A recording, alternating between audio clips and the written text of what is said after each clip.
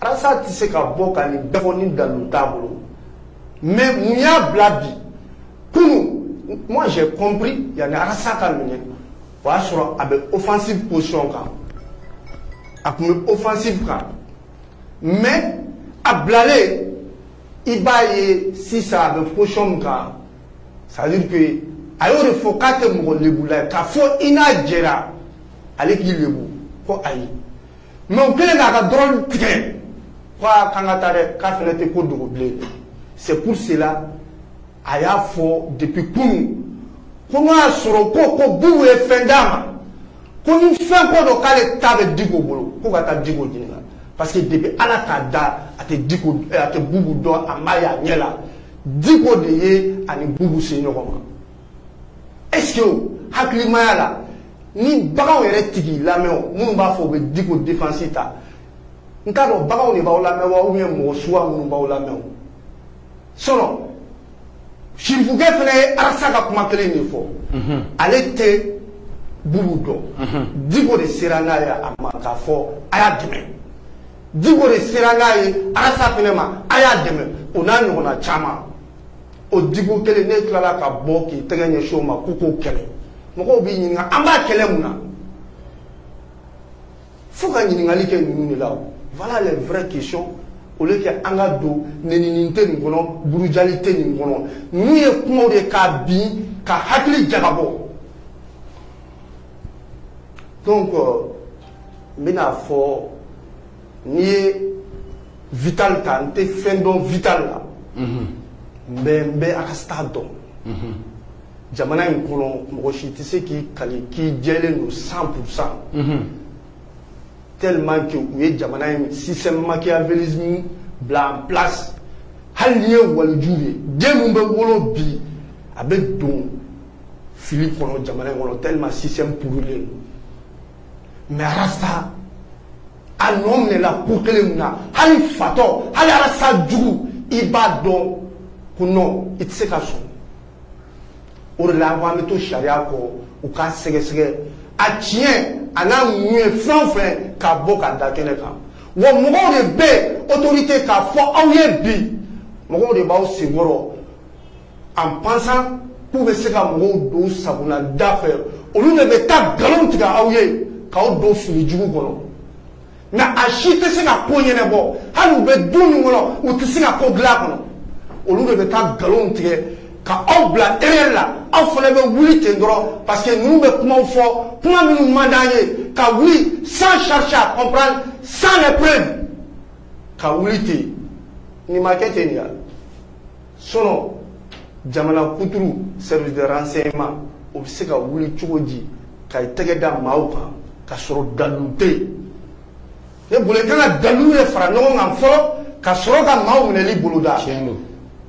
mais maaw minɛli de bɛ boloda ka sɔrɔ ko dalu bɛ ɲini moi je pense que il est temps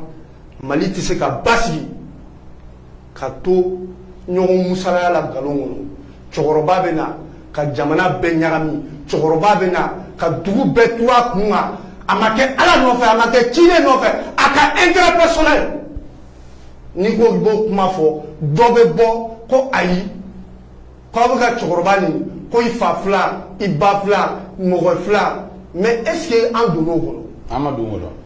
dutigi ninnu bɛ duden bɛɛ kun kari ɲɔgɔn na ka du siniɲɛsigi ka don galama la o dutigi n'o ka wale juguya fɔra ye walahi i ma kojugu kɛ a ko k'a ye diinɛmɔgɔ de ye Seydina Umar tile la cɛ dɔ bolila den kɔ den bolila k'i ɲɛsin Seydina Umar ma a ko fa bolila den kɔ Seydina Umar y'u fila bɛɛ bolo ko mun kɛra fa ko k'a den ye den jugu de ye a ye a fɔ a ye kuma fɔ n den bɛ nin kɛ tan a tɛ bonya a b'a kɛ tan a b'a kɛ tan Seydina Umar ye den ɲininka ko na munna a ko n fa in depuis n ye ko dɔn n fa in ma deli ka n wele ka n ladi ni tiɲɛ ye ka tiɲɛ kuma ka n wele k'a fɔ nin ye tiɲɛ ye nin ta nin fɛ a ma deli k'o kɛ wa n fa a ye ba di an bɛ maloya ni ba min ye Seydina Umar ko k'e ye fa jugu de ye ko taa a ye den bila ka taa ko nin ye masa jugu de ye Oye ako aw be diine mogo aw be Seydina Umar kira kɔfɛ aw be sahaba mun kɔ ni y'o ka kɛbaga a ye fa jugu masa jugu a y'a ka juguya fɔ a ye. Donc imam il est temps que les gens comprennent imam Dicko il est qui? An ka fanini bɔ a la an ka banini bɔ a la Dicko depuis kunu a ye baara mun kɛ jamana in kɔnɔ fo bi a b'a jateminɛ Dicko tout le temps fɛɛrɛ de b'a bolo jamana bɛ se k'ale sponsoriser cogo min mais kuma si i tɛ fɛɛrɛ ye Dicko bolo ale bɛ jamanadenw degunnen k'u sponsoriser fo n'a kɛra a bɛ fɛn minnu fara fara ɲɔgɔn kan a bɛ to ka dɔɔnin b'o la i n'a fɔ o don na kunu wa kunna sini. an bɛ olu la o Sidibé an b'a walawala Sidibé an bɛ question poser kunna pour que étape par étape a ka faamuya. Donc ne bɛ fɛ Agital ta k'a lajɛ n y'o de fɔ maliyɛn bɛɛ bɛ ɲɔgɔn dɔn Agi c'est un jeune que j'ai beaucoup de l'estime envers lui mais an jɛra an ma jɛ politique baara ma an ma jɛ affaire ma an ma jɛ foyi ma adamadenya c'est comme Ebouba an bɛ ɲɔgɔn dɔn a bɛ san 20 bɔ sababu mais dɔgɔyama deli ka tɛmɛ ni cɛw ni bonya ni fɛnw tɛ Mali ye o ko de